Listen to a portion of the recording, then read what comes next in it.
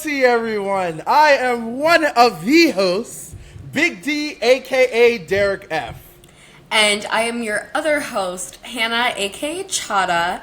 And as you can see, things look a bit different on the Royalty this week. We don't have Tiffany, because Tiffany is away doing Tiffany things, but she will be back soon, and we love you. Shout out to you, Tiff. This week, we have a special guest to recap your favorite reality shows. He is from Survivor, Kai Gayan. He has a podcast called The Purple Pants Podcast. You know him, you love him. He is a staple and a pillar of the Survivor and reality TV community.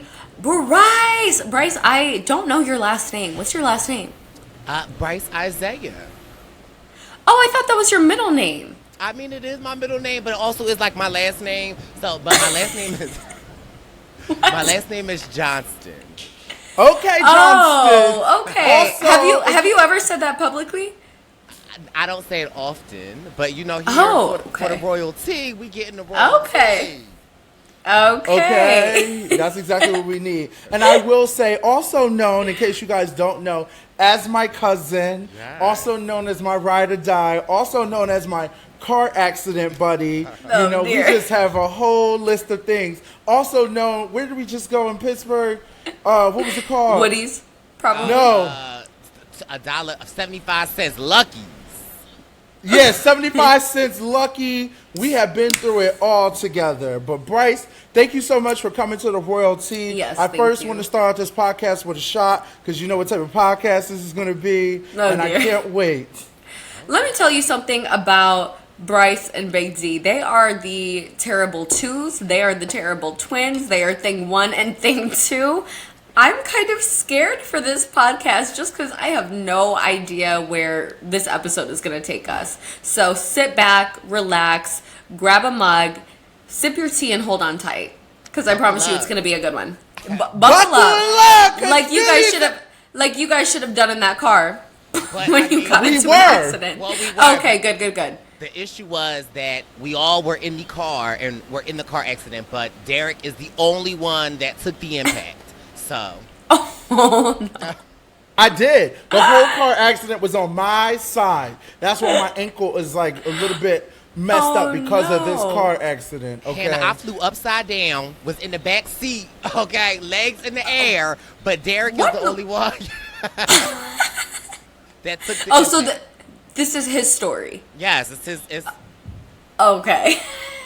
We have videos of where the impact was. What are you talking about? Derek, listen, I'm being on my best behavior today. We're not going over this story, Derek. Okay? Don't you start, Brice. Derek, how is it possible that you have beef with every single guest that has ever come onto this podcast? Never will have. Let me tell you something. My beef with Brice is always fun. It is never that way. But yes, Brice ain't going to try to sit here and try to tell me I ain't take the impact of when that car hit on my side. And I said, oh, and it hit on my side, okay? You and Adam in the back seat rolling around like that. That's okay. You're okay to roll around in the back like two pair of dice. But I took the whole impact. Hannah, I haven't been in a lot of car accidents before, but I've never, when you talk to your insurance company, they've never asked me, who took the majority of the impact? Derek. Okay, we survived it, cousin. We're alive. Yeah. Thank God. As Miss Gloria would say, we'll survive. Okay. How have you been, though, Brice? Thank you for joining us. Yes, I'm so excited to be here. I'm really, really well. Survivor season is on, so it's like, I feel like it's my peak time. And working, getting to spend a lot of time with Big D. Big D puts up with me, so I am just always so gracious that we are still speaking because I could be a lot. And so I'm just very, very thankful for my friendship with Big Sexy D. Well, he can be a lot too, so I think that goes both ways. Okay, I am a lot. There is a reason why they put me on TV. Yeah. I am a lot, okay? Now, Brice, Hannah, of course, as Hannah mentioned, Vanderpump Rules came on last night. I don't know if you've been keeping up with the tea of what happened, but we just want to kind of touch base on it because it is something very interesting to see. Have you been seeing the tweets or keeping up with things, Brice? Like, do you know what's going on? Somebody with somebody that was with somebody that now with somebody. I know a little. Okay, you know the skeleton, you know the backbone. That's essentially the gist of what's been happening. So you have two people, Sandoval and Ariana, and they have been life partners for 9 years. They aren't married, but they own a home together. They have pets together. They have several businesses together. They were committed to each other to spend the rest of their lives together. Now you have this girl named Raquel who is engaged to somebody else on the show. They recently broke up. Raquel and Ariana are best friends. They're like sisters. Meanwhile, Sandoval and Raquel have been having a 7-month-long affair. And it started right when Ariana's dog died and then her grandma died. Yeah, and she was having Raquel stay over because Raquel was going through a breakup, so she didn't want Raquel to be alone. At the house. While Raquel was staying at the house. Yeah, she was doing it all while she was sleeping. She's being a little hoe, little trifling ass hoe. Okay? Well, and so was Sandoval. Both of them are he's a hoe too. Basically, let me tell you about this whole cast I've learned. Because, I've never watched this show in my life. This is a strong white people type of drama, which is okay, and I love for it. It's very messy. But let me tell you something. It's basically everybody fucks each other and breaks up with each other, and then they make a good storyline. But this hurt the most because she was with this man for 6-7 years. No, 9 years. Oh, excuse me, 9 years. I guess cats have 9 lives, and she ran out of lives. But, 9 years being together, and then this trifling ass hoe, which she knew what she was doing. She wanted to be the main girl on the show. I think it was also strategic to get with Tom, whatever his name is, that they love him so damn much because he's so ugly, and they want to get with him to make some stir. So now she's the it girl, because I listened to what Andy said the other day, and he was like, if you remember Raquel, she popped up every once in a while in episodes, and she was here and there, and she did this whole come to my dog event, and she was upset because nobody went to that whack ass dog event. So then she's like, you know what, I gotta hop on these dicks to get some attention. And she didn't hop on one, she hopped on multiple ones to make her way to the top. Now, that's not the way to do it because she's not the it girl, but she's definitely being talked about. So, I mean, thank you for renewing the season. I definitely don't see them getting rid of this show. And no, they were just picked up for an 11th season. But so yeah, Brice, that is what's going on in the world of Vanderpump Rules. Big D, did you watch the finale last night? I did, and I was sitting there really feeling bad because she was crying. She was doing one of those. And I was like, oh my God, I can feel the pain of what she's going through. But the one thing that I did enjoy that I'm glad they did, I mean, throughout that whole episode, both of the Toms are literally mops. They are just flops. You just mop them and flops. Everything that rhymes with Tom, they are Tom, Mom, Cobb, Dob. They are everything but what the fuck they ain't supposed to be. How does Dob rhyme with Tom? It works, Hannah. Banana. A Cobb salad. I didn't know. Okay, Cobb. All right. Right. So Cobb rhymes with Tom. Okay. Yes, they all rhyme. Okay. So it was just weird to see how they're lying to her face and how it just all went down. It was just very, very sad to see. I'm glad that they did record it. I'm glad they didn't make us wait all these episodes for it. They fast forward and was this was happening now. This just happened a month ago. But the editing was so good. Yeah, the editing was really good. It was weird to see Raquel Tom doesn't feel sorry. He wants to say he's sorry, but then the next scenes he's over here yeah, I'm just so happy to see you, and I love you, bad. Actually, let's get into it. So, at the beginning of the episode, we see Ariana and Tom. Remember, Tom is the one who cheated on Ariana. Sit down together for the first time since Scandoval was uncovered. And how it was uncovered is Tom was performing with his cover band. He has a band that performs covers. And because he can't make his own music because he's fucking whack. Yeah. Precisely. Even Brice has a song. Listen, I have a catalog, okay? Oh, a catalog. Brice in the window hit the tour. Brice in the window 44. Right? I'm gonna get on the feature. I'm getting on the feature. As long as it don't sound like Little Kim, then we good to go. Listen, we're not going to do that. And listen, Tiffany might be off doing Tiffany things, but Tiffany loves Little Kim, and Tiffany wouldn't stand for Little Kim slander. So what we want to do, because if you want to rumble with the B, throw a hex on the whole family. But anyway, I'm sorry, go back. Sounds like you and Tiffany both are from the storage room. Interesting. Oh dear. Okay, so.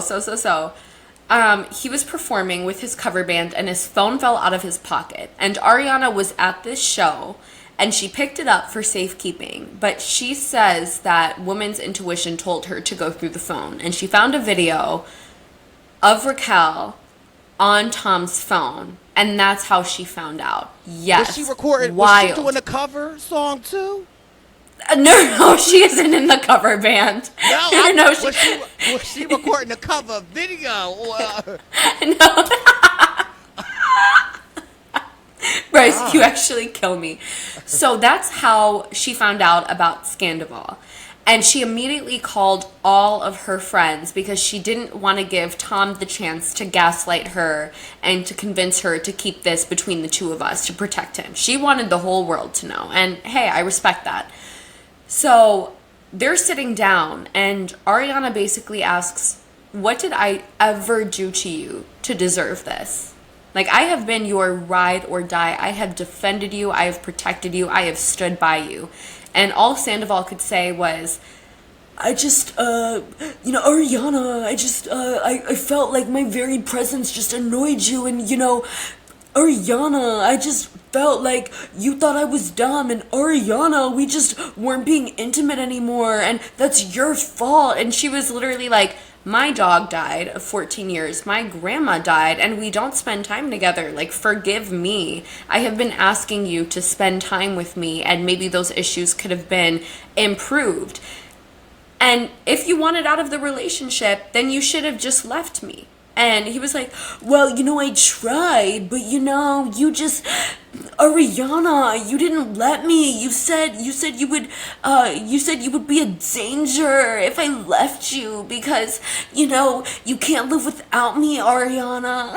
And Ariana was like, that isn't true. But even if that were true, your solution is to go and sleep with my best friend. Like, that is plan B for you. So that was so chilling. And the whole time, Ariana was like cool, calm, collected.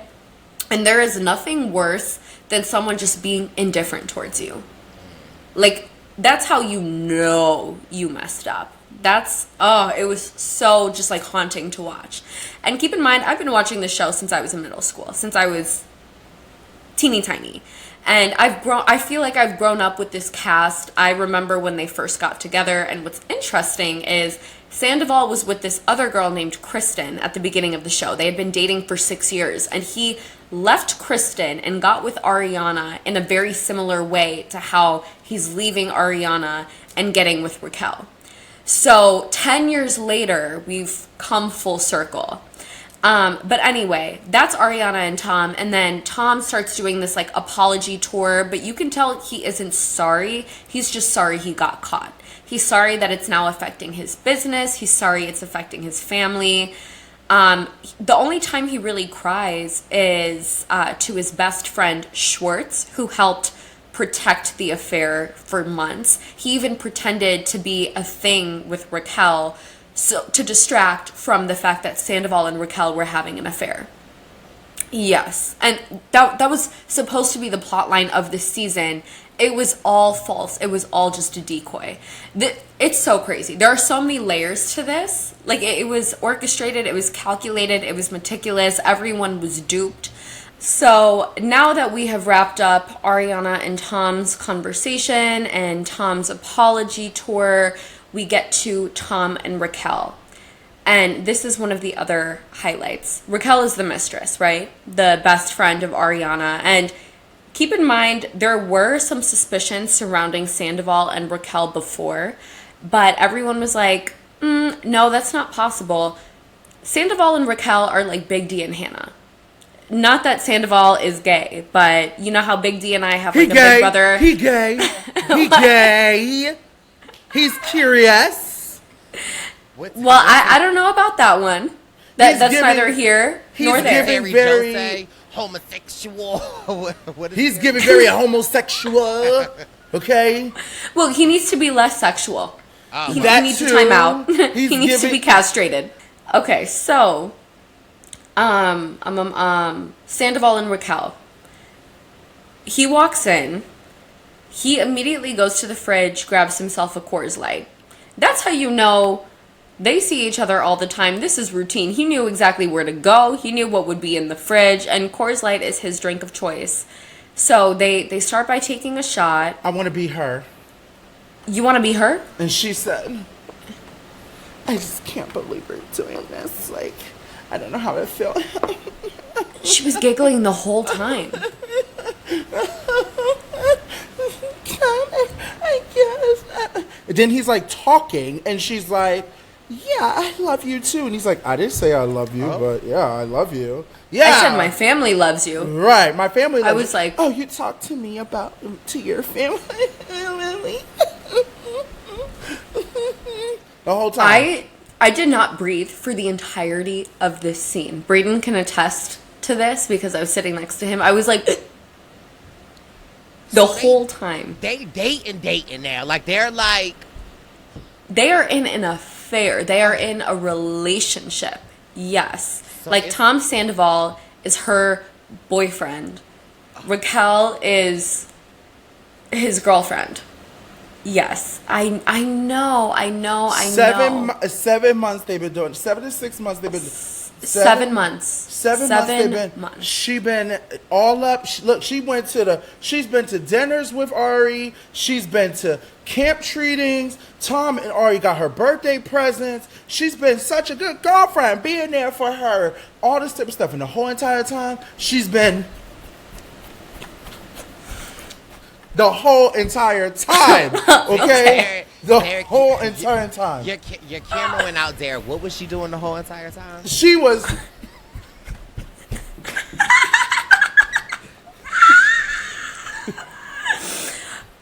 Okay. Well, what I will say about that is it's been such an insane experience watching this season back because it's been airing this whole time. Now knowing what we know, knowing that her and Schwartz was all a decoy, knowing that she wasn't being a good friend to Ariana. She even asked Ariana and Tom about their sex life, and Ariana was opening up to Raquel and being like, yeah, things are tough for us right now. And in that conversation, Raquel was trying to convince her to leave him. And Ariana was like, no, I'm still very much attracted to my boyfriend. I'm still very much in love with him. We're just going through a rough patch right now, but it's nothing that we can't get through. And Raquel was like, okay.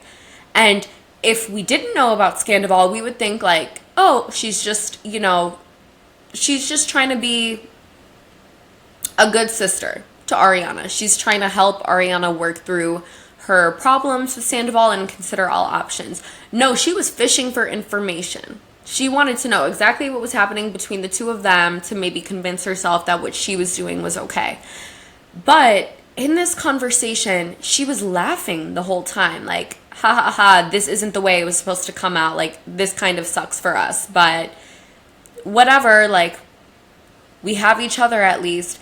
But then she has the audacity to be like, I don't know if I can keep being in a relationship with someone who's just so willing to cheat on the woman he loves. Girl, I'm sorry, you didn't consider this earlier? You get them how you keep them, sis.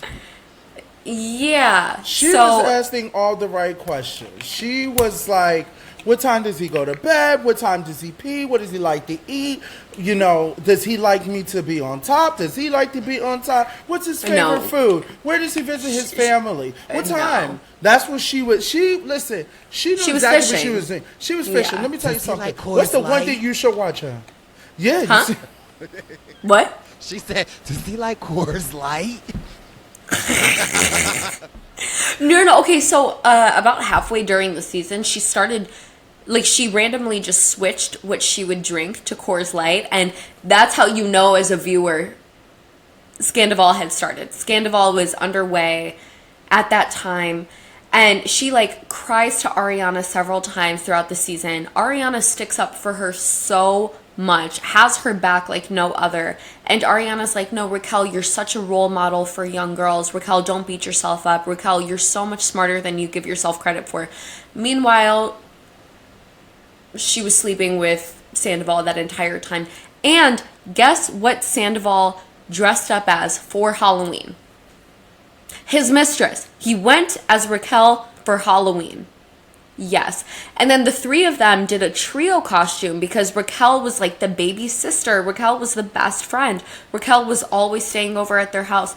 The whole thing is just so bizarre. And at the very end of the episode, we see Ariana chew up Schwartz. Schwartz is the best friend of Sandoval, the one who was in this fake relationship with Raquel, the decoy. And Ariana was a groomsman in Schwartz's wedding. Like, they are close. And for Schwartz to have not said anything to Ariana, for Schwartz to have just blindly taken Sandoval's side, not caring about how everything would unfold and how it would affect her, she was basically like, you're dead to me, and your passiveness and your just unwillingness to ever stick up to him, it's tired, it's old, it's expired, you can go away now. Finally put him in his place.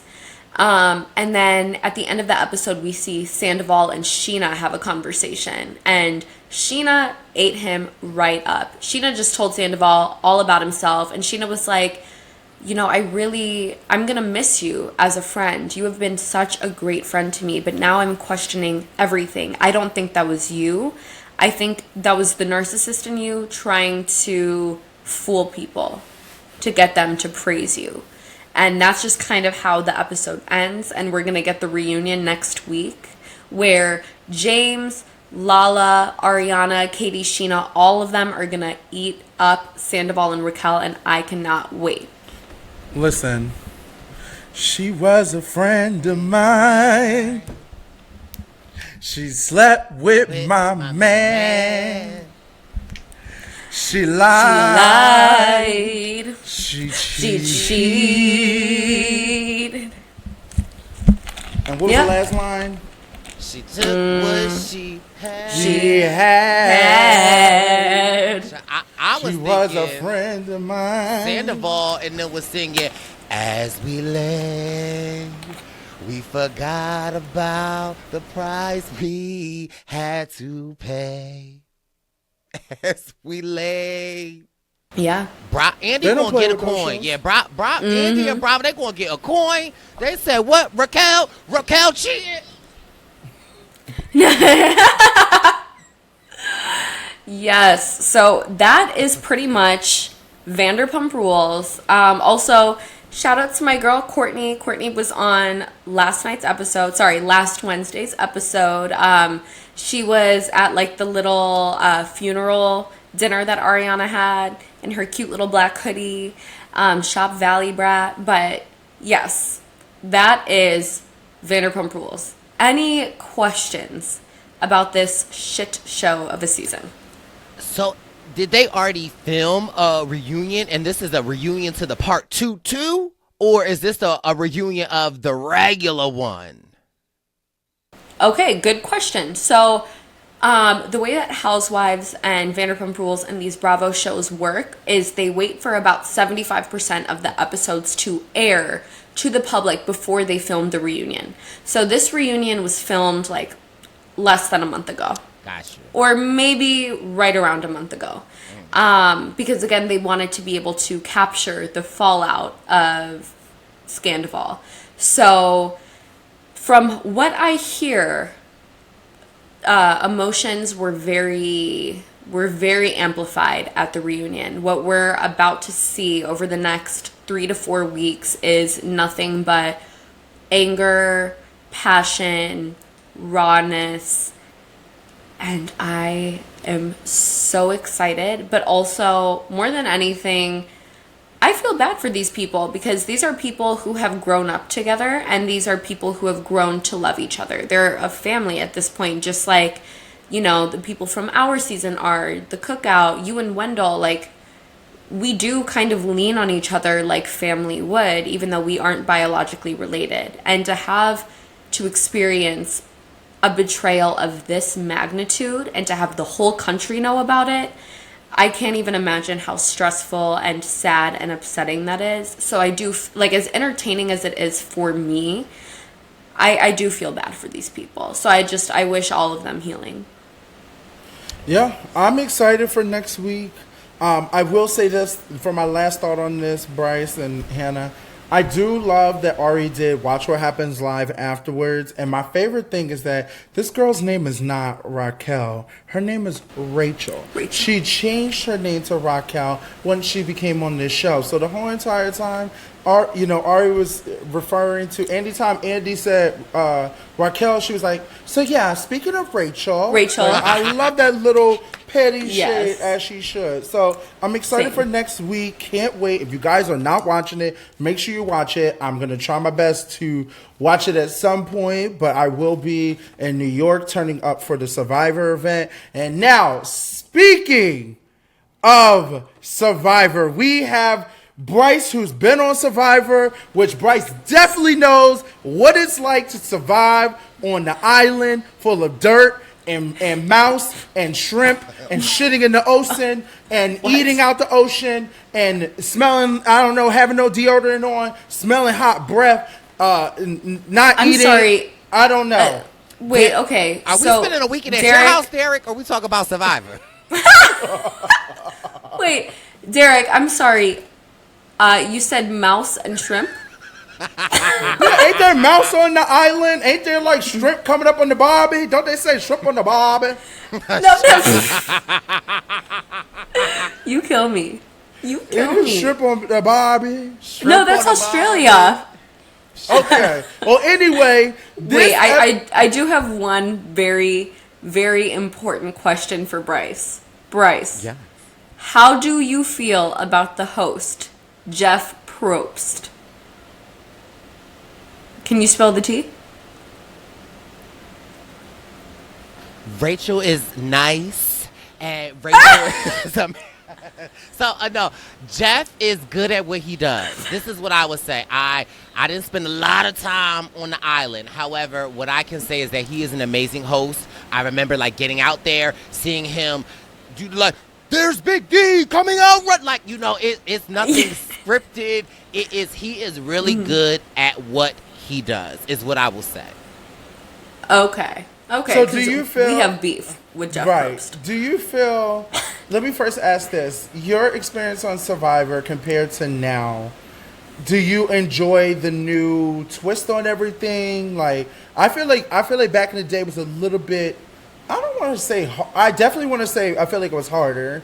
And do you feel like it's a little like? Do you like the new Survivor, or do you miss a little bit of the old Survivor? Before we get into the episode, I would love to know your thoughts on that. I think the Survivor fandom is split. There are some people that love the new direction of Survivor. There are some people that miss the old direction of Survivor. Me, somebody that has fought to get Survivor where it is today, in the beautiful diversity that it is. I love the newness of Survivor. I do miss some of the more physical challenges. I do miss some of the staples like the auction. I do miss some of the not so, all these idols everywhere, and when it really was a social game. However, I do embrace the fact that Survivor's been around for a very long time, and they don't want to keep it the same. So they got to try things. We might not like it, and they'll kind of tweak it. But I am a fan of the new era of Survivor. I will have to say I do like it.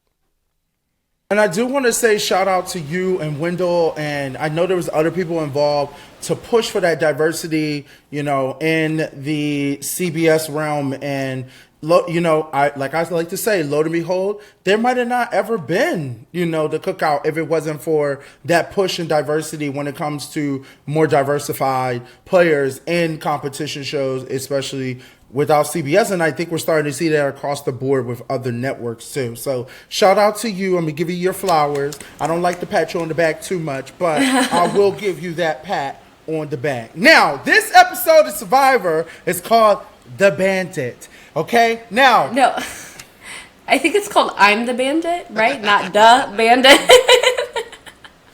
Whatever. Anyway, at least I got one word right, okay? So, oh my God. Hold on tight, Brice. Because Survivor with Big D. I love it. It's a class. It's a class. So pull out your notebook. Make sure you have 4 pens on hand. Color coded. And guess what I brought for you? Okay. Okay. That's Big D's favorite quote from Harry Potter. Big D, say it again. Okay. So, this is going to help me with the class today, okay? So, I didn't know that Survivor 44 had like a sound bite. Like, did you notice like when they're talking, like when they play the music, it's like Survivor 44. Like, did you notice that little like music during the episode? Probably not. But there was a little bit like a sound bite that happened. Now, we're back at the dirt, which is now I know the name of it. It's called Vava. Okay? So we're back at Vava. Okay? And Carolyn is talking to everybody about just how she played her idol and why she did it. And she's talking way too fucking much. To the point, I'm like, girl, you talking so much. I'm just waiting for them. They should just vote you out right now. You just spilling all the tea. I don't understand how Carolyn, who is very, very like, she been keeping it together, you know, talking to the cameras and the green screen. I don't know if she needed to be pulled away. Maybe they didn't give her no talking time for the day, but she was just talking to these people like if they are production. And it was just putting a target bigger and bigger and bigger on her back, okay? Lauren is the first person that picks up on it. She wants to take out Carolyn. Heidi also feels the same way. Now, Jam Jam, okay? Jam Jam feels like he wants to take out Carolyn too, which is kind of a little bit, you know, sad because, you know, we love the Three Scrooges. We don't want them to break up. We kind of want them to make it to the end. That's how I feel. Carson is, you know, kind of like thinking that Jam Jam's playing around. So he's like, yeah, let's play this up. Let's get Jamie and let's get Lauren on the same side to think that we're going to vote out Carolyn, everything. Okay. Now they go to sleep. They wake up in the next morning. Heidi's ass, which Heidi is playing the game. She wakes her ass up at the crack of dawn. It's still a little dark out. She looks around and she's like, let me grab my little items. I'm going to pretend like I'm going to the bathroom. Whatever. She's grabbing this shit and she's thinking, I'm going to go look for her idol. Now, of course, Carson wakes up, sees her.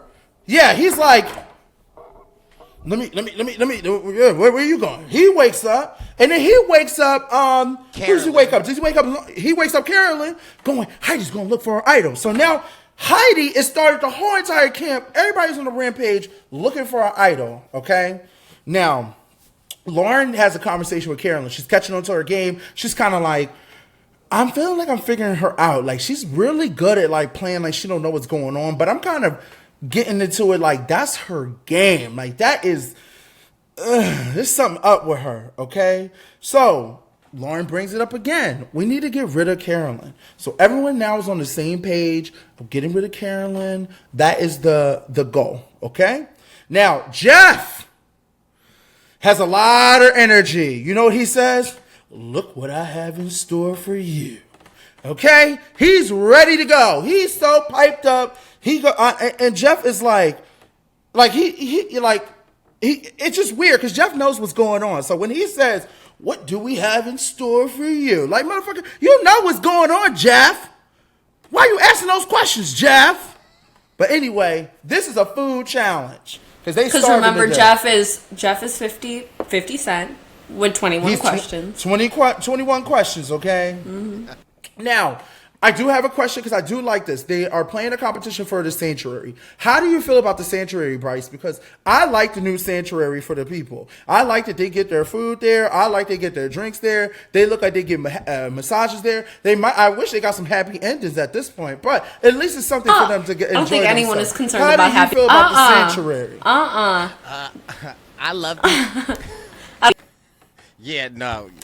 Your drive out there is dead.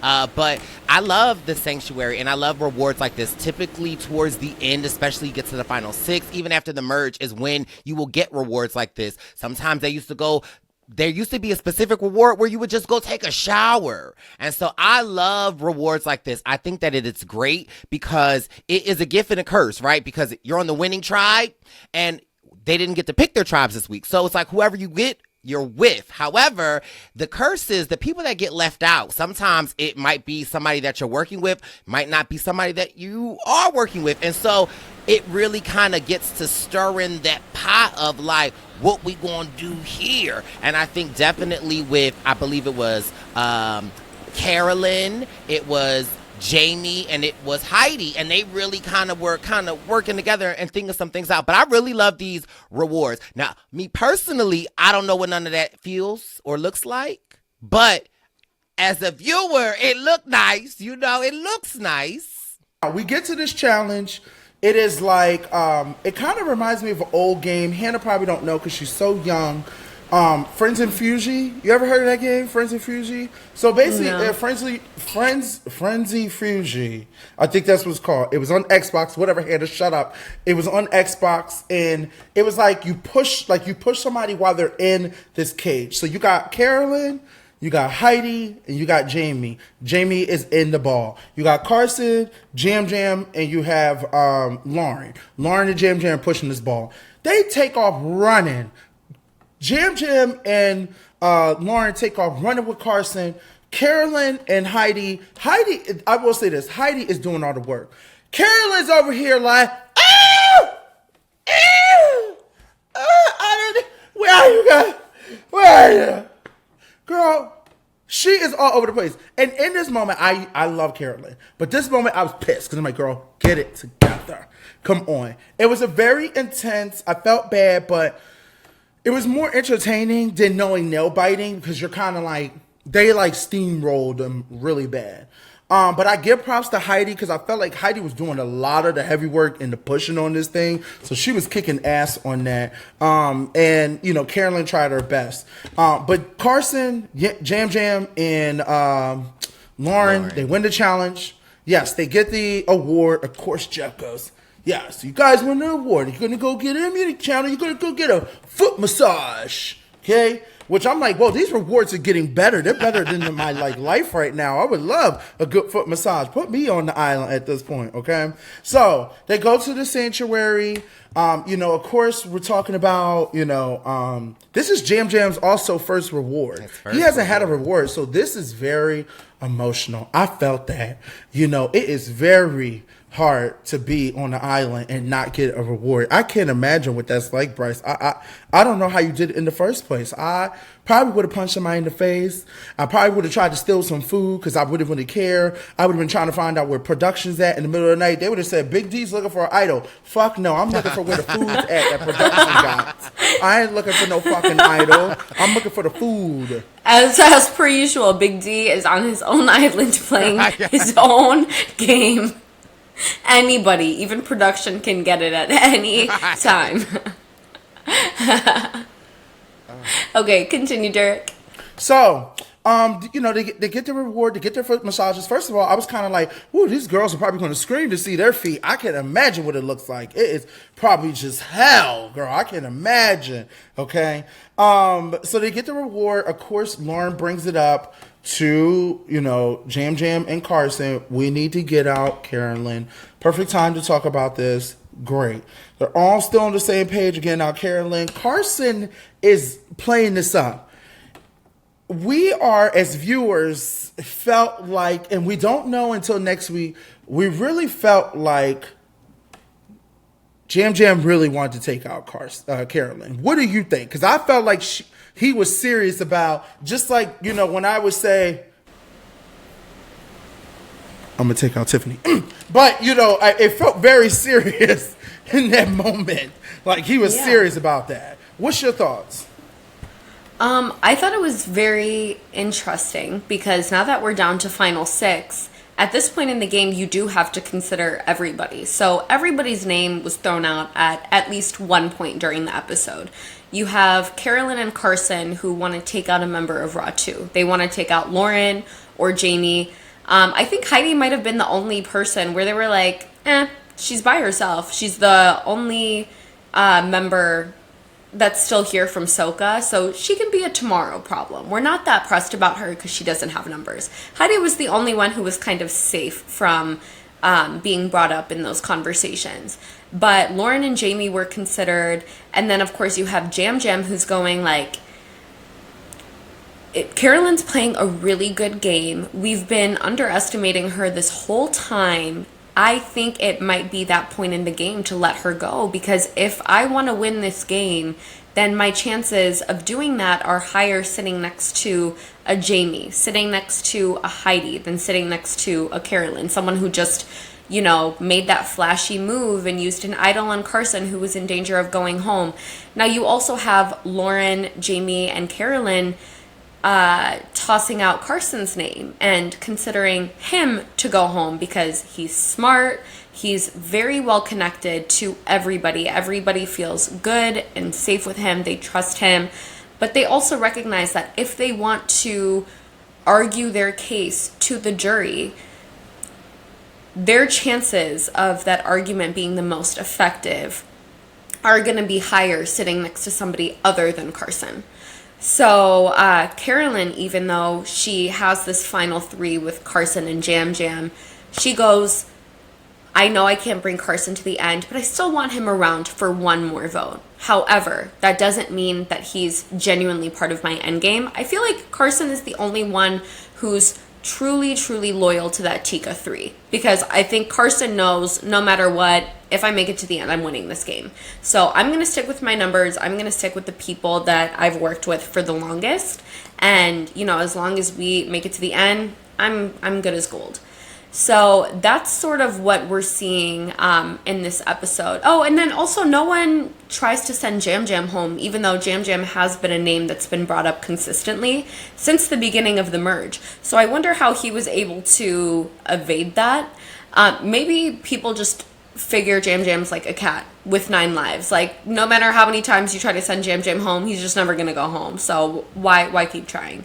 But that is what we see and what we hear as viewers up until the challenge. So Big D, can you tell us, well, actually, Brice, I want to hear your thoughts on like the strategic talk.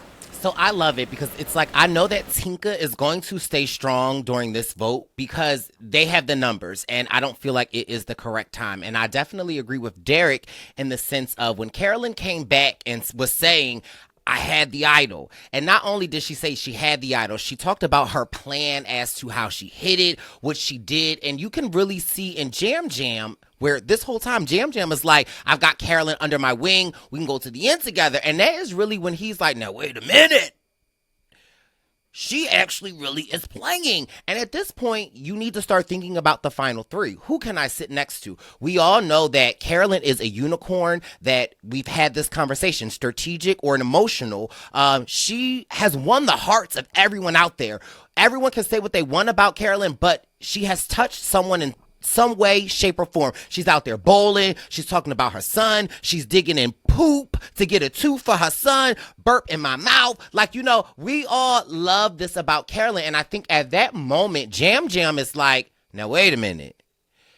Do I really want to sit next to her? And it even kind of sort of like goes to show when she is talking with the other people, how she's saying, I don't want to take Carson. I realize what Carson is and what he brings. What I find so interesting is that we don't necessarily hear Carson saying that about the other 2 Tinkas. And so for me, at this point, I'm all like, who thinks they could beat who? Who wants to sit next to each other? Because I'm like, if I'm Tika, I don't want to sit next to any of them, because I really feel like whatever Tika is there, if it's Carolyn, if it's Jam Jam, if it's Carson, if they are the only ones from Tika at the final 3, they win. And so it is just interesting to see these plans unroll. I think it was a great job by editing this week's episode. Sometimes you know how the edit is just like, oh, we already know. Like, I mean, they had me gagged. I thought I was watching Vanderpump. Okay, I said, oh. Yeah. Well, I don't know about that. Vanderpump was very intense this week, Brice. But yes, the strategic talks this week were captured excellently by production. So, it's around that time. We get to the challenge. It's a Survivor Classic. Balance the ball on this little tablet, okay? It was a cool type of challenge. Jeff was excited. Can you balance balls on the tablet, Derek? I could balance a lot of balls on multiple tablets, okay? But I could... I understand that was meant to be an innuendo, but... just didn't make that much sense to me. I would have been like this. You like that, Jeff? Like Raquel? Like Raquel? Yes. With Sandoval? Okay.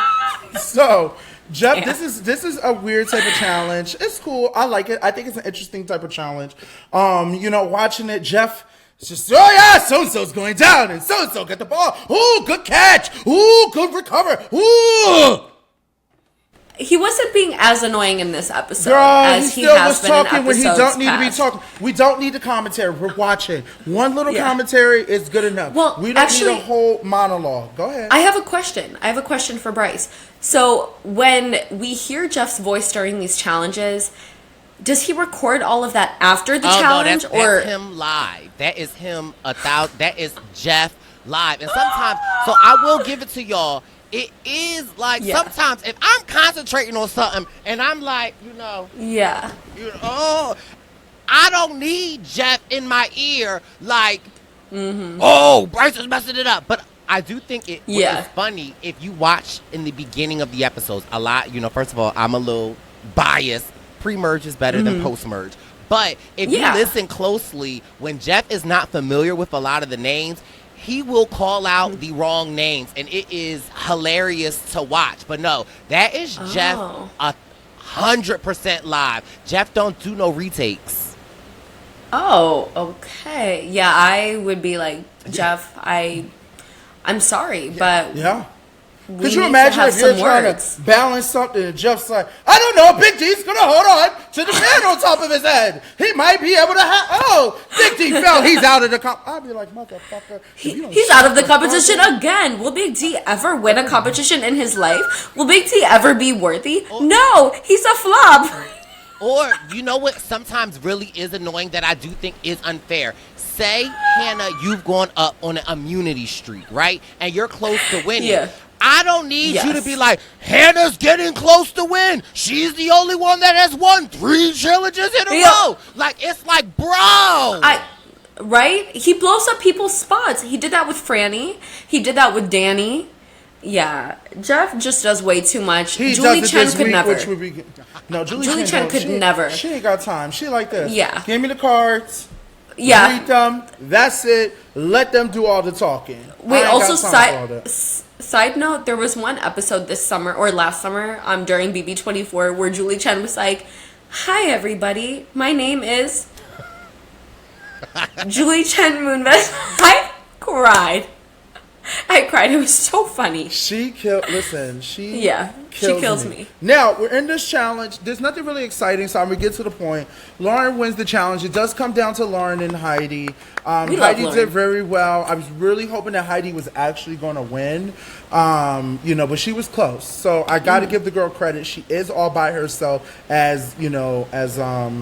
alliance-wise, but she did her thing. She did, as they said, she did her big one, okay? Lauren did her big one, okay? Yeah. Now, Jam. Oh, also, Lauren is the only person who now has more than one individual immunity, so... That's left. Shout out to her. Yeah. And also, it's like, here's my thing, right? Because over on the Purple Pants Podcast, Survivor News, with Jack Atkins. Purple for you. Yes. Purple. And Wendeezy. After the last couple of winners of Survivor, we've got a Gabler, we've had a Marianne, we've had an Erica. there is a lot of talk in the Survivorverse that they're like, oh, Lauren this, she's not. And I'm thinking like, although, and this was last week, I'm like, well, we've got this week's episode and we have the finale, which is 3 hours. She could go on an immunity win and really change the game. And it just really frustrates me in the Survivor realm where it's an edited show, right? And so some people that might have bigger personalities might be able to get more talking time on air. But it doesn't mean that someone like a Lauren isn't behind the scenes moving and shaking things. And so whether I agree or disagree, I just am like, she has made it this far, and what we not going to do is talk about, I big up my queens. And so I just feel like for her to win 2 individual immunities, like, she is building her resume. So these people that are talking on Twitter remind me of the season that you have played so that I could critique it. I'll wait. Well, and I think she might be the only person whose name has not been written down thus far at a tribal. Yes. Well, at least post-merge. Yeah. So, something like that. Good, bad, but it's just like we see the Queen Lauren, so I just, she out here doing her thing. So I think everyone deserves their flowers, being this is a really solid final 6. Yeah, this is a really solid final 6. I also love that there's no one there that I feel like is like a comp, not taking nothing against any of them, but anyone can win these comps between these 6. I don't really feel like any of them are going to steamroll and be like a comp beast where they win over and over and over and over again. So I'm very happy with that. So, Jam Jam is playing both sides. He's trying to convince people to take out Carolyn. Carson's also going around with it. I still think that Jam Jam is serious about this. I think Carson's also just trying to play around. Like, he's not going to get rid of, as you guys mentioned earlier, not going to get rid of Carolyn. Carolyn's not going to get rid of him. Then Jam Jam tried to convince Carson, and he's like, okay, he's just saying yes to whatever, but still don't think it's going to happen. Now, what's your thoughts? Yes, please. So this is my thoughts on that, right? I feel like this is the editors. I feel like they did a great job, right? We're at final 6, and we know that Tika has the numbers. So it's not smart for Tika to get rid of Carolyn at this point. And if we are listening to what Jam Jam and Carson is saying, Jam Jam is saying to Carson, like, do we want to go against her in fire? Like, she's been practicing fire so much that, she, got scars on her hands. And so I really feel like this is a great job of the editors this week, because the more I thought about it, I'm like, you know what? I bet in that conversation they were saying, we will keep Carolyn tonight, but at Final 5, we will get rid of her then. And then so at Final 4, when they have to go to fire, they don't want to deal with her. So I really think that Jam Jam is considering this is when we need to get rid of her, but not now. And I feel like they just are editing and playing with us, which is great, and it makes sense. And something that I've noticed about the editing in this season, you know how in the preview, they'll try to foreshadow who's going home, whose name is being tossed out. That person never goes home in that episode. Otherwise, that would be too predictable. I've noticed that person goes home in the episode after. So, the episode before Danny went home, the preview was oh, Danny has to go. Danny didn't go home. I think it was Franny that went home in that episode, and then Danny ended up going home the following episode. Last week, in the preview, it was all Carolyn, and a majority of this episode was focused on is now the time to send Carolyn home. Spoiler alert, she ended up making it through tribal. She did not go home, and we'll get to that in a second. But that makes me think exactly like you said, Brice. She's going home in the next episode. I think she's gonna make it to 5th place. Hopefully she never go home, but I definitely think if Jam Jam and Carson were to target her, it would be for 5th place. Yeah, I think so too. I do agree with that. So, they come to tribal. We get to tribal. They bring all their belongings. They bring the mice, the shrimp, the branches, the bags. They bring everything. The dirt. Who had the mice, Derek? I didn't see. Who brought the mice? Probably, I don't know. Probably, Jamie at this point. You know, they're bringing everything with them because they just know that they have a feeling that Jeff is going to locate the people into a different location, which I think is smart that they did bring that. And that's good to know that they watched this show good enough, or whoever was like, hey, let's grab all our stuff. They was also smart to make sure the person that has the immunity idol carries the rice. That's also smart. Love that. That's really smart. So they're playing it good. They're playing production, and I love that. They're like, hey, we're not new to this. We're going to be prepared, okay? Take note, future Survivor players, future BP players, don't make the mistakes that we made and stuff like that, okay? Now, here we go. Jeff asking all these targeted ass questions. All these questions are seeming to go towards Carolyn and all this other shit and who should work. You know, he's snitching. He is the biggest snitch I've ever seen in the history of television. I cannot get through it. Okay? Now, I want to say this. While we're talking, did y'all notice that they took an edit clip from last week and put it in this week's episode? Did y'all notice that?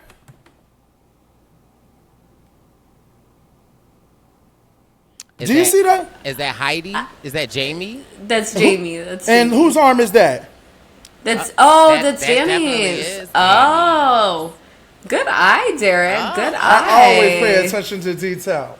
Oh. Yeah, you do. You do. No one can ever take that away from you. So I didn't notice that. No, I noticed that, and I was sitting on the couch and I go, Adam, did you notice that? Is that Danny's arm? Like, he's not in this tribal. He's all the way sitting on the other side with his comb over. He's not sitting there like in this tribal right now. Kimono or comb? Look, what'd he do? Wait, do you mean his poncho? You mean his poncho? Comb over. Oh, his comb over. Oh my gosh. Okay, so he's sitting over there with his comb over being quiet.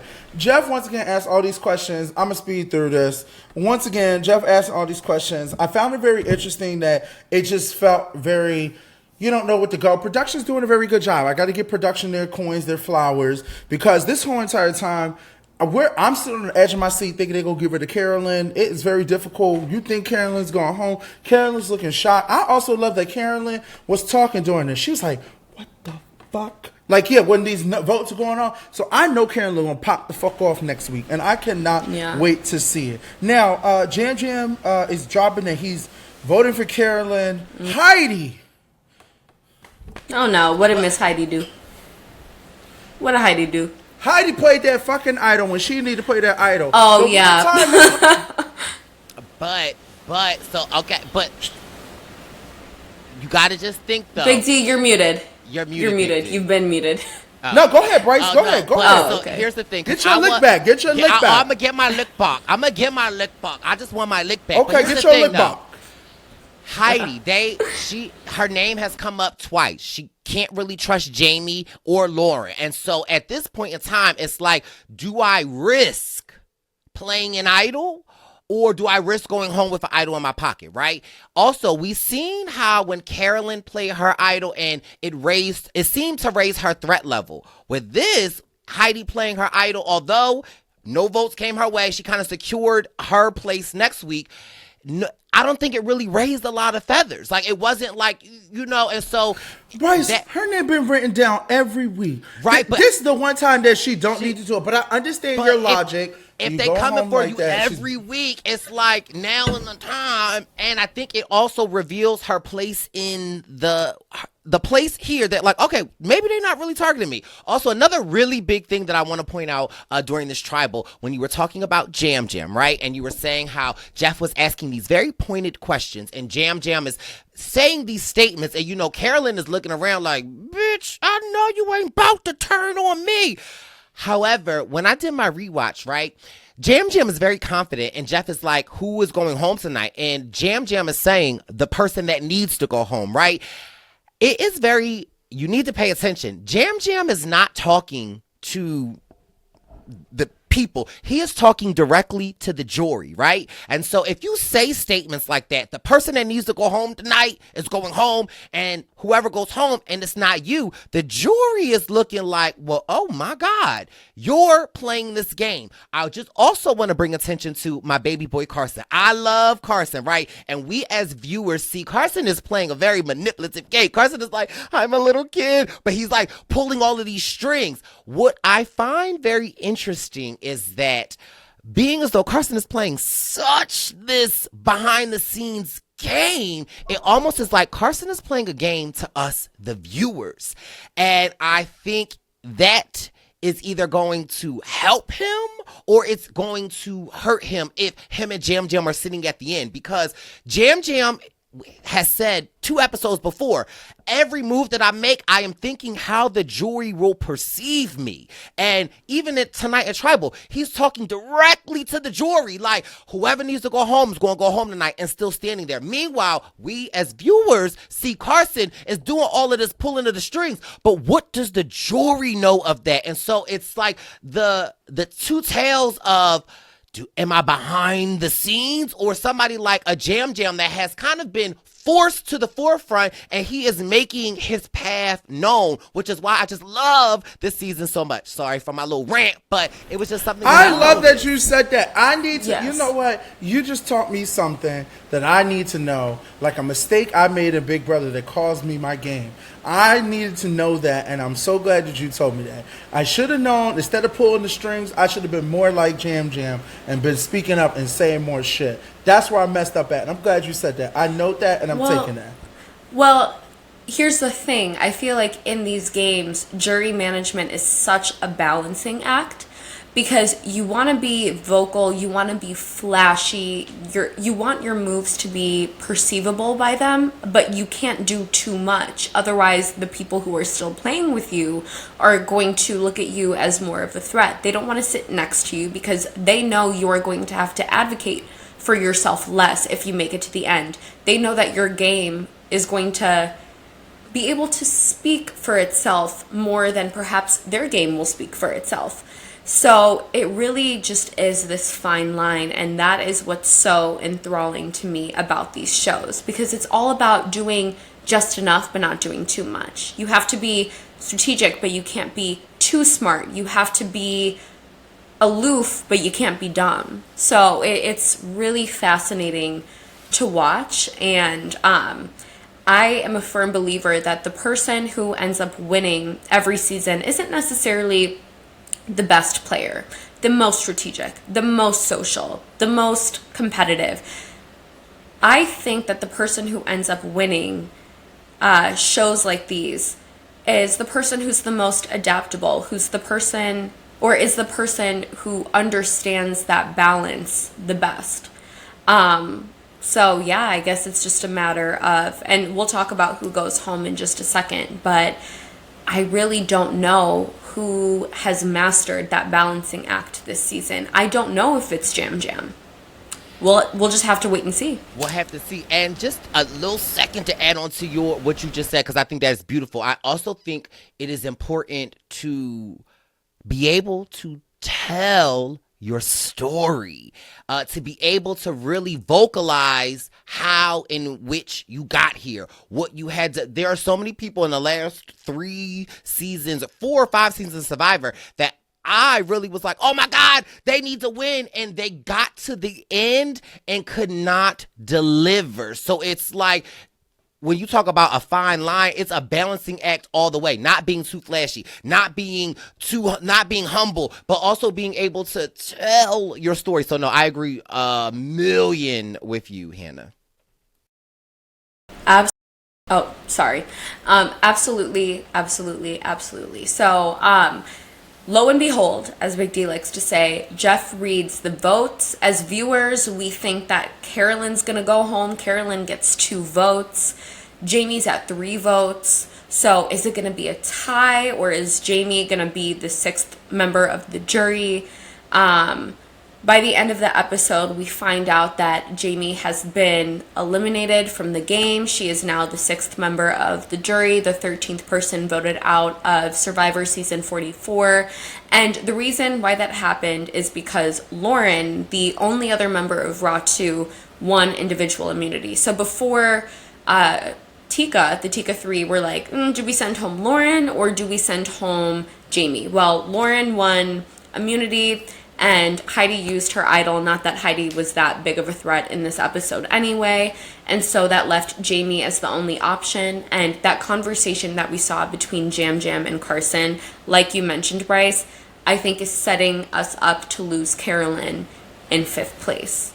But now I do have a question for you guys. Based on the editing, based on the trajectory of the gameplay this season, who do we think wins? Okay, Brice? so based on the game, I think that Carson is gonna win. I think Carson's gonna win, or Jam Jam is gonna win. Carolyn, I would like to win, but like Brice said, and Brice just educated me, plus educated the viewers, and things I wish I would have known just in competition shows in future. It is about your story, and it's about what you're telling the jury and jury management. So Brice made a good point. Jam Jam is talking to the jury. He's explaining what he's doing. He's looking at them. So I think that's what's helping, where Carson's pulling the strings, but Carson's not explaining, like making hints to get them to be like, oh, I should win this game. So I think it's going to be that. And that's my answer. And I'm happy that Jamie wasn't really giving me anything this season. I think she's a good player, but she wasn't really giving me, like, I'm excited to watch her. Jamie was just there. It's just Jamie. Hey. So, love her positive energy. Love her positive energy. She was cute.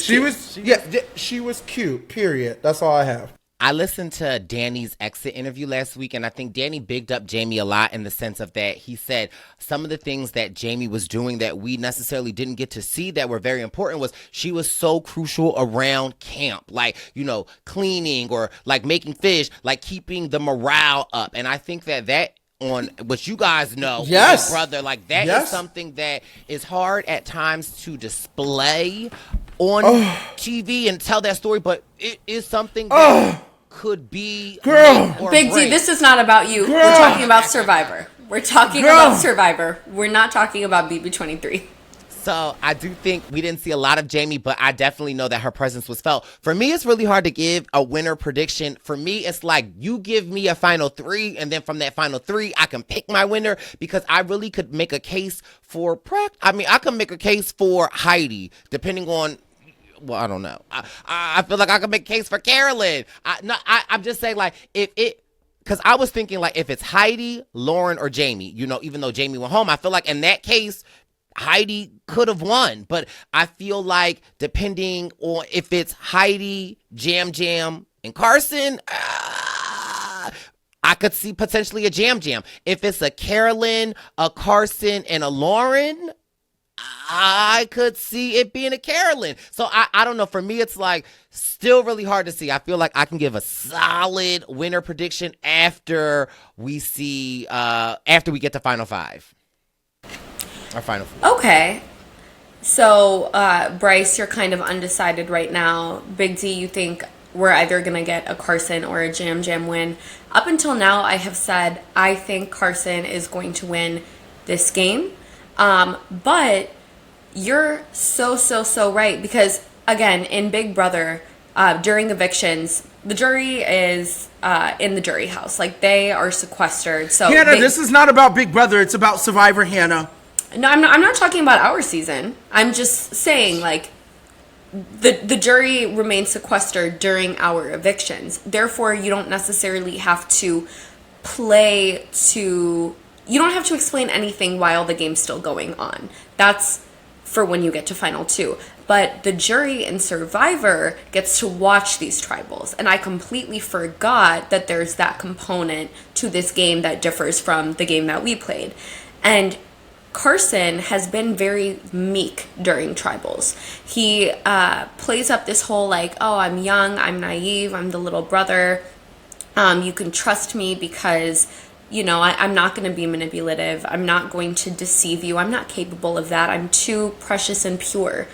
That's what he gives me in these tribals, and that makes his game seem a little less intentional. He's playing for the viewers, but the jury doesn't know that. Right. So that, just based on the editing, based on that makes me think we are going to lose Carson in fire. He's gonna be like the Jesse, where he was robbed and wasn't able to make the final tribal council. So I think we're gonna lose Carson in 4th. I think we're gonna lose Carolyn in 5th. I think it's gonna be Jam, Lauren, and Heidi in final 3. I think Heidi might get 1 or 2 votes. Maybe Lauren will get 1 or 2 votes, but I think Jam is ultimately going to win this season. Couldn't agree more. I guess we'll have to tune in on tomorrow, on Wednesday, to watch Survivor. And once again, if you guys are bored and want to come and have a good time, or if you guys are not bored and looking to have a good time, the Brice and Wendell event will be in New York. Okay? And there will be a lot of Survivor players there, a lot of Big Brother players there, and of course, I'm there. So why would you not want to come and see me? So, guys, please make sure you order your tickets. Derek, I hate to break this news to the fans. I really do. However, the Brice and Wynn Present finale is sold out. It is sold out. So, listen, if you want to come, we are doing a welcome party the day before. So listen, Big D will be there, and there'll be a lot of amazing people. But yeah, when we say get the tickets, you gotta get the tickets, because Brice and Wynn, we sell out. Okay. Oh wow! Well, I just have to give you a little round of applause, because you guys are really doing the thing. Yes. I'm so proud of you. I'm so proud of you, and I cannot wait to turn up with you in New York. I will be letting you know when I'm on the shift, when I'm taking a break, when I need a drink, when I make sure I take all the pictures, because I don't want to hear I didn't work, because I've been working these last couple events, okay? Now, I had one conversation with Derek one time, and he will never let it down. But we appreciate you, Big D, and we love you, okay? Wait, was Derek not working? Listen. Was he being lazy? I girl, we were in Toronto, girl. Tell the fans. We were in Toronto having a great old time, and I'm like, Derek, where are you? Toronto was so big and so busy. She may have time to look at me more than 2 seconds. Who's Toronto? You mean the city? Canada. We did our premiere in Toronto, and Derek was with us there. So it's a lot going on. But I'm used to the Big D all over the place. Say your hi. Oh, okay. Child, she wanted her lick back, and she was I just was. What was she doing? She was just enjoying herself. She was watching the episode. Okay. Okay, whatever works. Right. So I said that one comment, Hannah, and now at every event that Derek comes to with us now, Derek will text me and be like, I'm going outside for a smoke. I'm getting a drink, boss. Wait, I'm taking photos. Like now I get a rundown. God, he's so funny. He gives you his entire clipboard. But guess what? You can't say I'm not working. I'm out there sweating, taking pictures, talking to fans, and I love talking to people. So it's okay, because I don't want to ever hear that Brice say something like that, because when I go to these events, it means a lot, and I do take the time to talk to everybody. So please, if you guys are free, come next Tuesday. If you want to stand outside on Wednesday and hang out, you let me know. I'll come outside every once in a while. We can hang out and talk, but we will be turning up in New York next week. Who is checking for that? Who is going to show up without a ticket in hopes that Big D will come outside for a cigarette? I don't know what you're talking about. I'm horrible. But anyway, just to kind of get into tickets, since you're talking about tickets, did you see the challenge finale? Wait, what was that transition? Yeah, Speaking of tickets? TJ was giving out tickets for the train, idiot. Not idiot. Now, this episode is called World Domination, okay? Now, we start out with the train that's going to take you to the Christmas Express. TJ is dressed like the guy from the Christmas Express. looking like he about to wait, the Polar Express? The Polar Express, the Christmas Express, whatever it's called, the train station. Also, I thought he kind of looked like Thomas the Train. You know Thomas the Train? Oh, I thought it was Thomas the Train at this point, okay? So TJ come out, TJ's like, everyone needs to get a ticket to get on this train.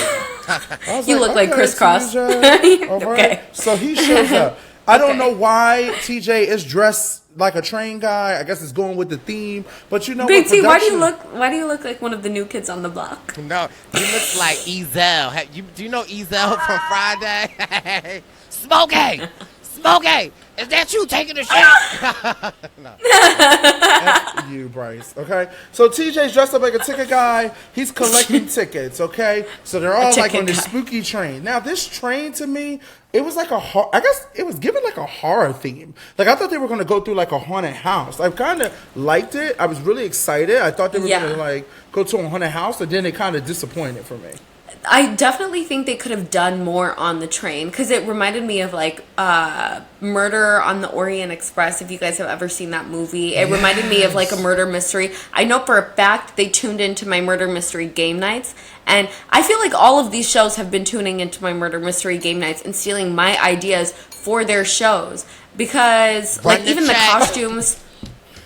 That's what I'm saying. Like even the costumes were similar to the costumes that I used at my game night. So I would like to have the chat with Viacom. I think they're obsessed with me. But continue.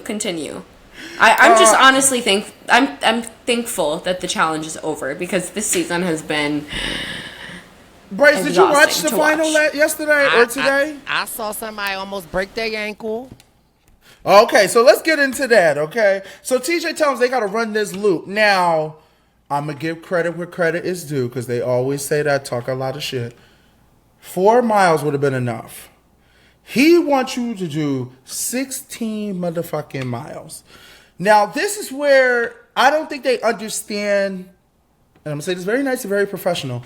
I don't want to see people running. I want to see them doing stuff. I want to see them figuring out a puzzle, maybe doing something like eating stuff. You know, like I don't care about them running these loops. Like I don't really get it. It's a lot. I can understand maybe 4 miles, but 16 miles, you can't show us all that in one episode. You're going to cut it down. So we might be missing something that's not shown. Like I think it's too much. They just need to stop. Like it's...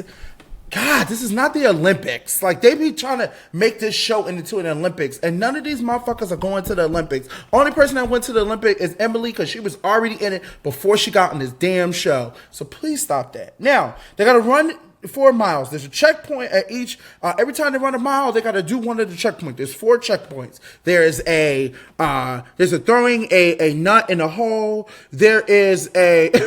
Wait, I didn't mean wait. I'm sorry. How would you have done at that one, Derek? You had to throw 3 bolts into a crate, not a nut in a hole. This is a family-friendly show. I'm so sorry. And then there was also like a code that you had to crack, almost like a little teaser. And then they had to drink these like horrific vomit-inducing smoothies. And then the last one was there were these like rods, and they had to arrange them from lightest to heaviest. And oh yeah, go ahead. Can we talk about each of those, Hannah? I want you to finish your talk, but I want to talk about each one of these things they had to do. Mm-hmm. Sure. Let's talk about it. Let's first start with this shake. I want to try it so bad. Me too. Me too. I'm watching this episode. I'm laying on the couch with Adam. I'm screaming at this TV like, what is in this fucking shake? Right. What is in this shake that they're saying? Like, how bad could it be? How bad could it be? Like, yeah. They had to, y'all showing this mystery shake in the beginning, and then you want to show it to us at the end. If the challenge want to make some money, they want to talk about, they want to write books and do all this other stupid shit and T-shirts. They need to sell this shake to the public.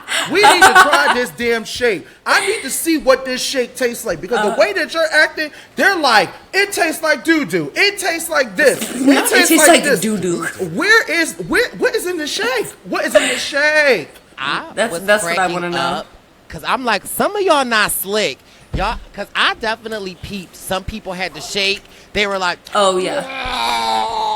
and pouring the shake out too. I was like, I ain't mad, but I peeped it.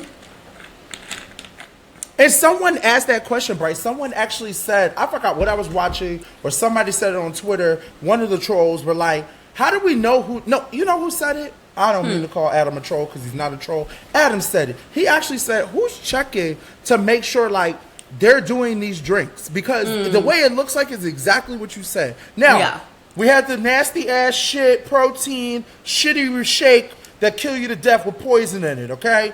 Then we get to the weights, okay? I thought the weight challenge was really cute. I love that. I thought that was really good because, you know, you just got to figure out, you know, lightest to heaviest, okay? Yeah, then we get to the puzzle, which I thought was really cool, too. I thought that was a really good, interesting challenge.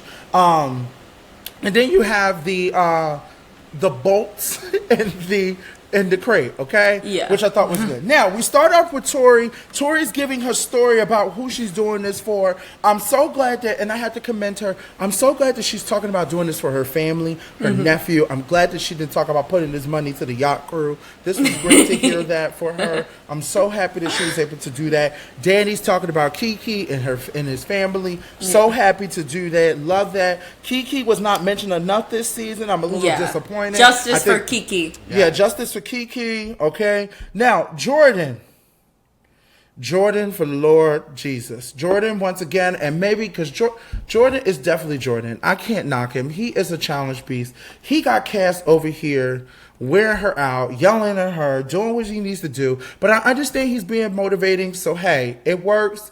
It works. We have to take it like that. Now, Troy talks about his family and his girlfriend. He wants to do this for his girlfriend. Thank God he cut his hair.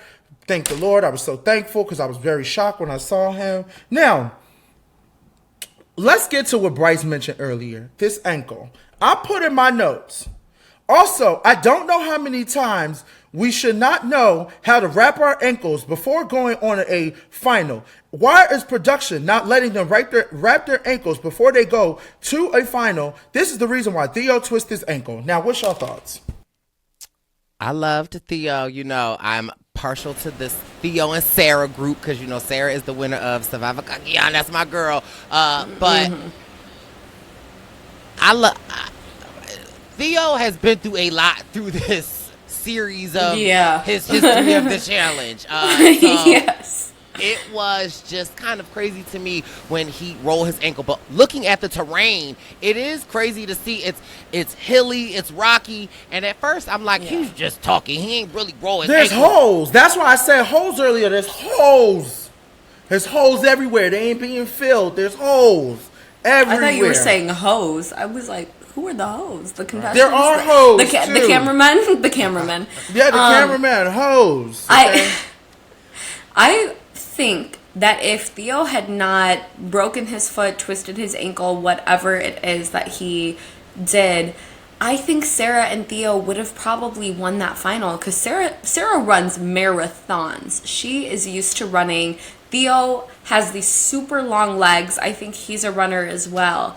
So I think they would have had a really good chance of beating Kaz and Jordan, Casey and Troy, and Tori and Danny. But unfortunately, he couldn't go any further. I think he ran like a good 4 miles, even with a broken foot / twisted ankle. Yeah, he tried, but he just couldn't do it, and they were medically disqualified. Now, Hannah did say last week that Jordan and Cass were going to do really good in this final, and they showed up and they finished their challenge real quick and took off booking. I'm glad that Jordan also acknowledged, which I think is really serious. I'm glad that he's talking about donating to others and helping people. I know he was helping families in Ukraine. I think that's beautiful. And always keep in mind, guys, always help others, donate to different charities because you never know what people are going through. So back to the challenge. Challenge. What happened? What happened after part one? Yes. Kaz and Jordan came in first place.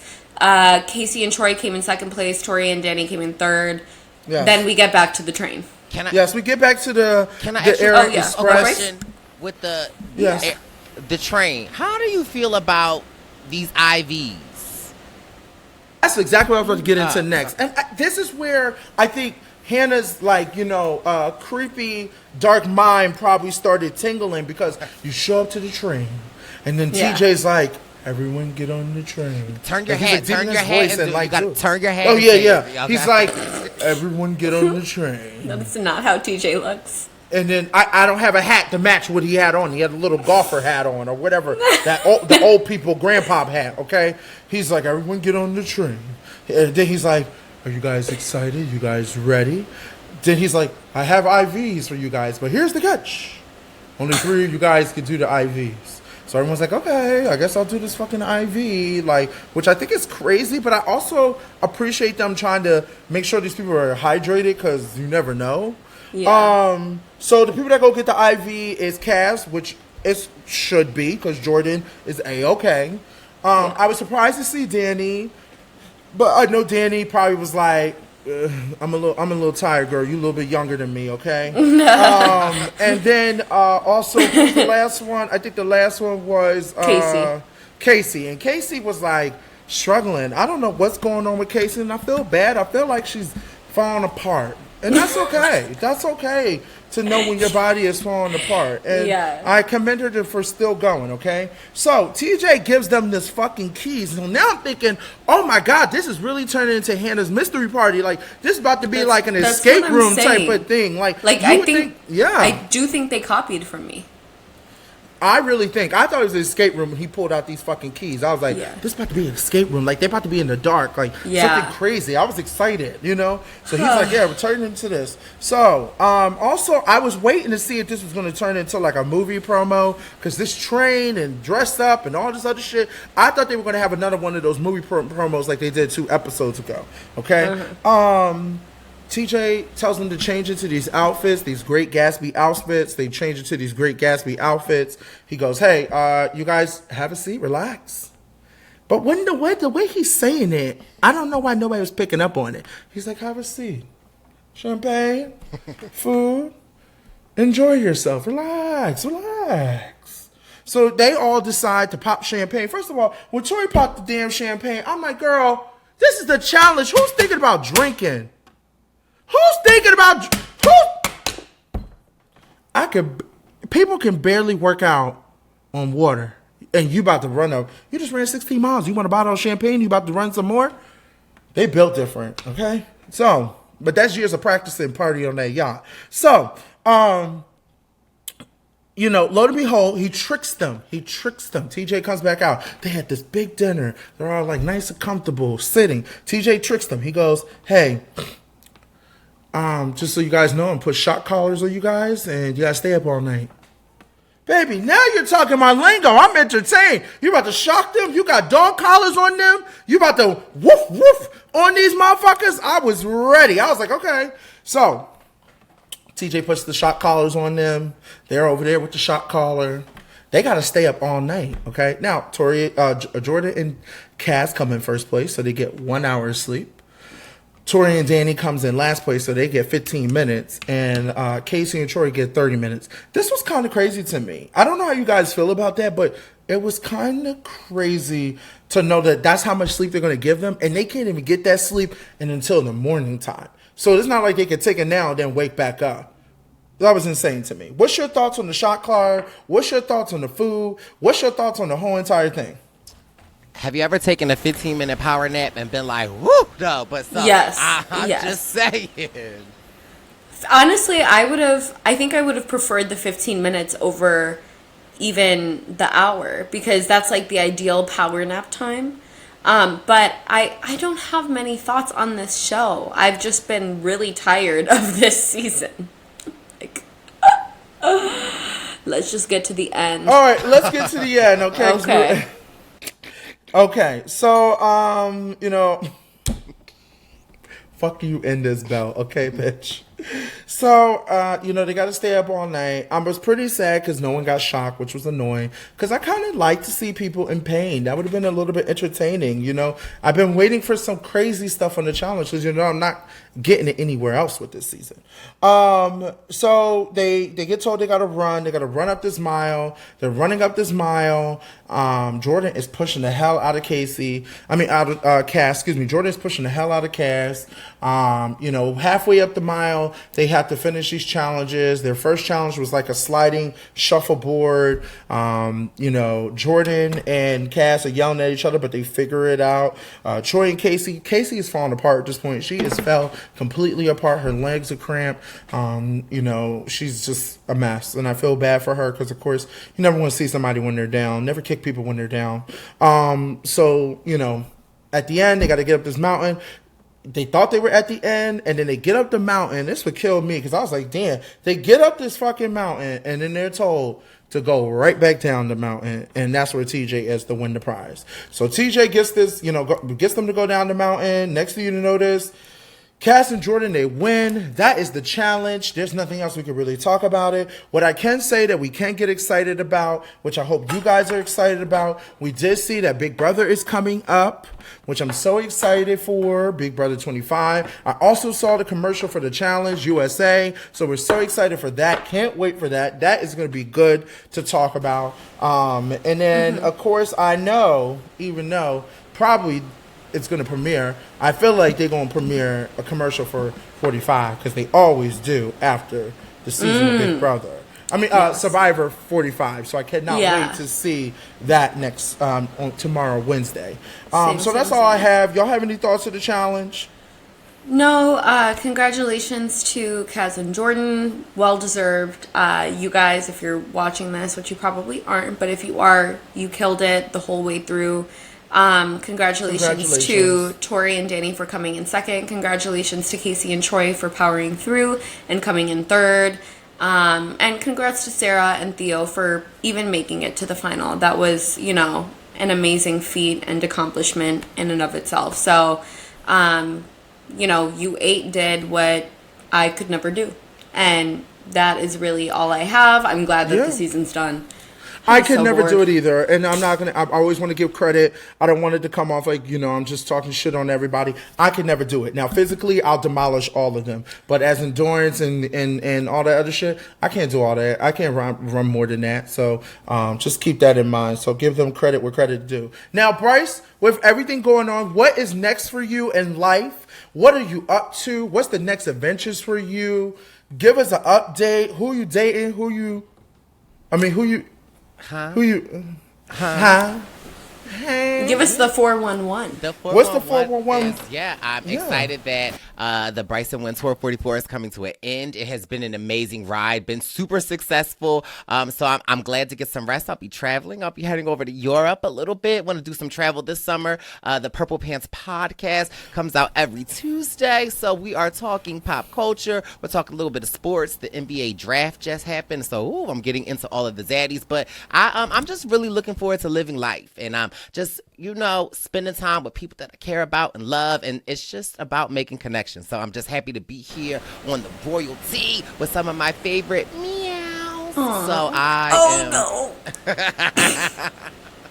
I am just here. If you know, you know. If you know, you know. You know. So, just travel. And, I'm getting ready to do For the Love of Brice. I've got a couple of suitors. So, it's giving a hot boy summer. I'm getting all of my lip Any balm. for me? Get your lip balm. And that Europe trip better not be during Philly Gay Pride. I'm going to tell you that right now. Oh. Drama. Drama. When's the Europe trip? Huh? Not huh. When's the Euro trip? It's in July. Yeah, it better be. Well, thank you so much, Brice, for joining us. I'm so happy for you. I'm so proud of you. And it sounds like you have a very eventful summer planned. So stay tuned to watch Brice live his very best life. Where can people find you before we head out? Yes, you can find me at Derek's house in the back room. You can follow me on Instagram, Twitter, TikTok, Brice Isaiah. It's BriceIzayah. Okay? Brizea. Brizea. I love that. Okay, well, Thank you again, Brice, for joining us. I love you. I miss you. Hopefully, I get to see you soon. I probably will, since I'll be joining you guys on the East Coast pretty soon. The best. No, I want to keep that friendship separate. No. Oh, well, Brice and I are friends too. No, Hello. Brice is my friend. Oh, well, you don't have a monopoly on reality television personalities. Just you wait. Actually, I'm gonna infiltrate you know what? all I your do friendships. have to say, I force my friendships, as I was told a couple of weeks ago by people in BB Can. So I force my relationships after BB 23. So just so you know. Not drama. Listen, with Big Brother players, we're just a mess. We're a collective mess. But thank you again, Brice. Thank you, Big D. I love you both. I will talk to you soon. And guys, this was The Royalty. Hope you enjoyed it. Bye. Love you guys. Make sure you like and subscribe. I love the crown. Make sure you like and subscribe. Go check out Brice's podcast on Tuesday, but watch ours first, then watch his. And then we will see you guys. We're so excited. If you're going to be in New York, can't wait to see you. And then the Challenge USA and Big Brother is coming soon, so you know the Royalty is just getting started. So we love you guys. Brice, I love you. Hannah, I love you. Bye. Bye.